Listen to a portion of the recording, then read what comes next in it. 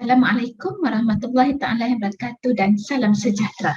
Pada hari ini kami akan membentangkan satu kertas konsep yang bertajuk Kemahiran Berfikir dalam Sistem Pendidikan di Malaysia, satu tinjauan. Kemahiran berfikir merupakan suatu kemahiran yang perlu dipelajari oleh murid-murid untuk membolehkan mereka membina ilmu baharu berasaskan pengetahuan sedia ada mereka. Dan kemahiran berfikir ini merupakan suatu aktiviti mental yang mempunyai tujuan tersusun melibatkan individu meneroka pemikiran mereka sendiri dan juga pemikiran orang lain. Dan ini bermakna kemahiran berfikir merupakan suatu proses intelektual yang melibatkan pembentukan konsep, aplikasi, analisis, sintaksis atau menilai informasi yang terkumpul melalui pengamatan mereka, pengalaman, refleksi, pentakulan atau komunikasi. Dengan kata lain, kemahiran berfikir telah berupaya untuk mereka mengesan sesuatu maklumat yang sahih, mencari punca masalah dan membuat keputusan serta menyelesaikan masalah. Dalam sistem pendidikan di Malaysia, kemahiran berfikir bukanlah suatu kemahiran yang baru. Sejak 1994 lagi, kemahiran berfikir kreatif dan kritis atau KBKK telah diperkenalkan. Kemahiran berfikir ini merupakan suatu fokus yang utama dalam sistem pendidikan kita sehinggalah pada hari ini dan menjelang abad ke-21 pada hari ini telah berlaku satu transformasi kurikulum pendidikan dalam sistem pendidikan kita dengan memperkenalkan Pelan Pembangunan Pendidikan Malaysia 2013-2025. Dalam transformasi kurikulum pendidikan ini telah diperkenalkan atau memfokuskan kepada kemahiran berfikir aras tinggi yang bertujuan untuk membentuk kecemerlangan minda murid-murid kita agar mampu bersaing dengan negara-negara maju bagi menghadapi cabaran pada abad ke-21. Baiklah, kita beralih pada konsep kemahiran berfikir. Saya serahkan kepada Dr. Asman.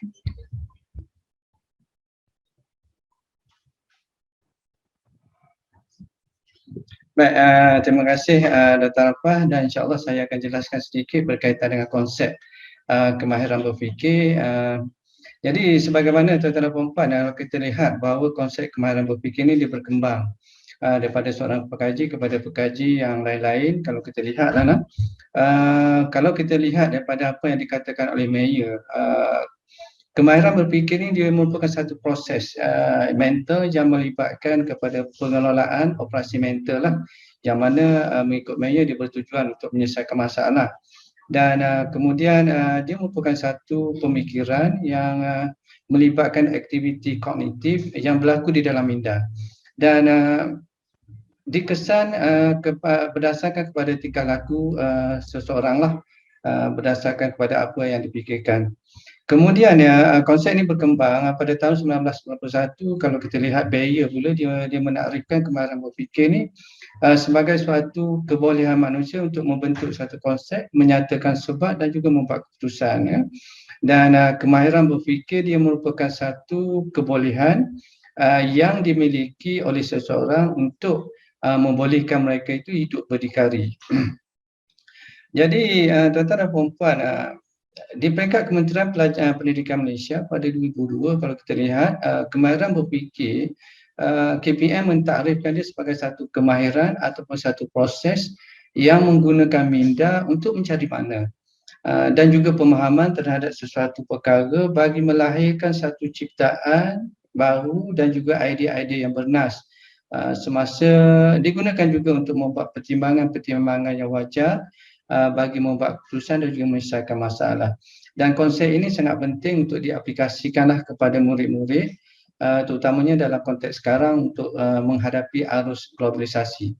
Dan insyaAllah dengan mengaplikasikan konsep berkenaan, kita yakin pelajar-pelajar kita, murid-murid kita akan dapat bertindak secara rasional, boleh menyelesaikan masalah, juga dapat membuat keputusan dengan tepat, insyaAllah.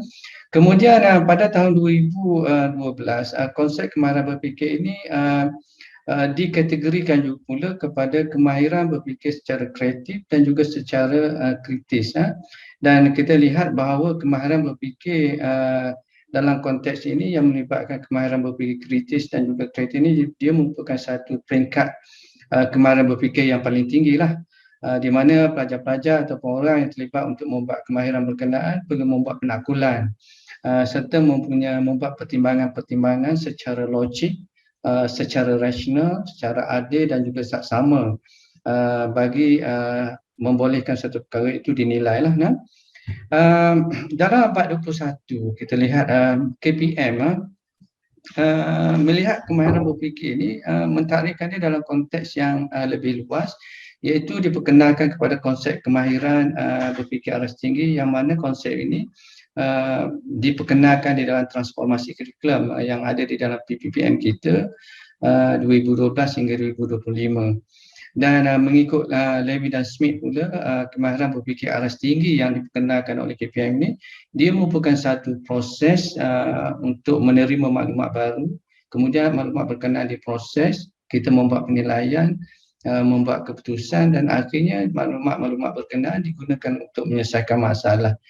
Dan UNESCO dan Newman pula melihat bahawa kemahiran berfikir aras tinggi ini melibatkan satu penggunaan potensi minda secara meluas dalam kalangan orang, dalam kalangan individu bagi menghadapi cabaran-cabaran baru.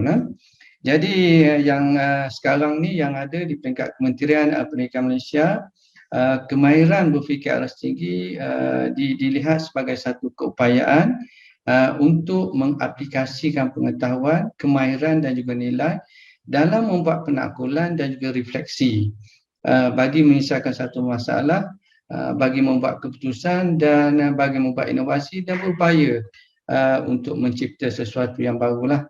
Jadi insya-Allah kita mengharapkan dengan adanya kemahiran berfikir aras tinggi yang diperkenalkan oleh Kementerian Pendidikan Malaysia, kita menjangkakan, kita berharap murid-murid yang kita lahirkan daripada sistem kita akan dapat membuat keputusan, dapat melahirkan idea-idea baru, dapat membuat ramalan dan juga dapat menyelesaikan masalah. Dan insya-Allah dengan cara begini, dengan menggunakan kemahiran berfikir aras tinggi, kita akan dapat melahirkan murid yang bukan sahaja berfikir secara aktif, tetapi juga dapat melahirkan murid yang berupaya untuk menyelesaikan masalah. Jadi untuk kemahiran berfikir, model-model yang diperkenalkan yang ada di Malaysia ini, saya menjemput semulalah Dr. Arfah untuk menjelaskan beberapa model yang melibatkan kemahiran berfikir yang digunakan dalam sistem kita di Malaysia. Okay, terima kasih Dr. Azman. Okey, baiklah, kita kembali kepada model kemahiran berfikir di Malaysia. Sebenarnya terdapat banyak model kemahiran berfikir di Malaysia dalam usaha untuk memantapkan kemahiran berfikir dalam kalangan murid di Malaysia, dan ini diperkenalkan oleh bahagian pembangunan kurikulum KPM yang dahulunya dikenali sebagai Pusat Perkembangan Kurikulum. Okey, kita melihat ini model, antara model yang pertama tahun 1994 apabila KBKK diperkenalkan. Kita melihat bagaimana perhubungan antara kemahiran berfikir kritis, kreatif, kemahiran berfikir penakut dan juga strategi berfikir. Dan kemudiannya apabila Kementerian Pendidikan Malaysia memperkenalkan Pelan Induk Pembangunan Pendidikan 2006-2010 dan berlakunya penerapan unsur kreativiti dan inovasi dalam sistem dalam kemahiran berfikir, maka model kemahiran berfikir di Malaysia juga turut berubah, iaitu diterapkan elemen kreativiti dan inovasi. Baiklah tuan-tuan dan puan-puan, kita melihatlah sedikit kronologi kemahiran berfikir yang berlaku ataupun diterapkan dalam sistem pendidikan di Malaysia sehingga hari ini. Jadi kalau kita melihat daripada tahun 1984, okey, KBKK diperkenalkan dan sebentar tadi saya dah tunjukkan bagaimana model kemahiran berfikir yang melibatkan KBKK. Kemudian 2010 apabila PIPP diperkenalkan dan KPM memperkenalkan elemen kreativiti dan inovasi, bagaimana model kemahiran berfikir turut berubah apabila elemen kreativiti dan inovasi diterapkan. Dan sekarang tuan-tuan dan puan-puan, apabila kita berada dalam abad ke-21, KEBAT dan program IT telah diperkenalkan dalam sistem pendidikan kita apabila berlaku transformasi kurikulum pendidikan yang termaktub dalam Pelan Pembangunan Pendidikan Malaysia 2013-2025, maka yang terkini berlakulah perubahan lagi terhadap model kemahiran berfikir dalam sistem pendidikan di Malaysia. Inilah tuan-tuan dan puan-puan model kemahiran berfikir yang terkini yang kita guna pakai sehingga hari ini apabila munculnya abad 21, apabila elemen KEBAT diperkenalkan dan kita dalam elemen KEBAT kita menggunakan aras taksonomi, belum semakan baharu 2001 ataupun taksonomi Anderson dan Crathworth 2001, iaitu mengaplikasi, menganalisis, menilai dan mencipta. Baiklah, Okey, baiklah tuan-tuan dan puan-puan, kita melihat bagaimana model kemahiran berfikir terkini yang diaplikasikan dalam sistem pendidikan kita. Model kemahiran berfikir yang terkini bukan sahaja menekankan aspek kreatif, kritis, strategi berfikir, tetapi juga mementingkan kebolehan murid untuk menakul, misalkan masalah, berani buat keputusan, punya daya inovasi dan boleh mencipta sesuatu yang canggih dalam dunia yang serba maju. Jadi adanya model kemahiran berfikir yang terkini ini diharapkan dapat membantu proses kemahiran berfikir murid-murid kita ke arah yang lebih baik dan berdaya saing. Okey, tuan-tuan dan puan-puan, kita lihat berlaku bagaimana berlaku penerapan elemen kemahiran berfikir dalam sistem pendidikan kita, iaitu bermula 1994 KBKK, kemudian 2006-2010 diperkenalkan PIPP dan Rancangan Malaysia keempat apabila penerapan kreativiti dan inovasi.